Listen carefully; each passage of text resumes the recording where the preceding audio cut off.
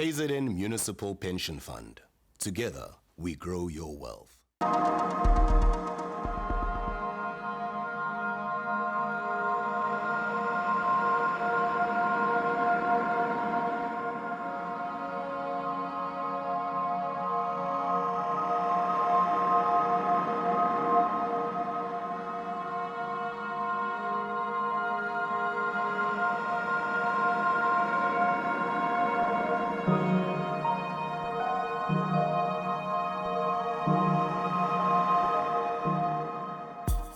Umlayezo obhekiswe kumalunga esikhwama sempesheni kumele akhumbule ukuthi isikhwama sempesheni sakhelwe ukuthi kongiwe imali.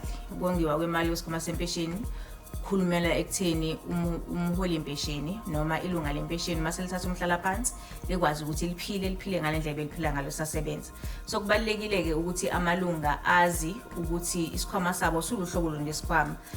Okumnandi kakhulu ukuthi isikhwameni sethu sinezindlela ezihlukahlukene zokuthi uqokelela imali okuqala ku5% kuze kuyofika ku18%.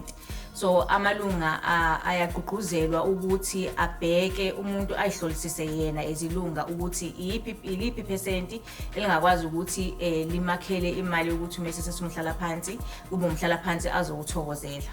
Okunye ke ngingakusho kumalunga ukuthi kubalekile ukuthi azazi izinzuzo ezikhishwa impesheni ngokuthi asondelane nehhovisi lezempesheni ukuze athole ukuthi yini impesheni yabo ebenzela bona njengamalunga.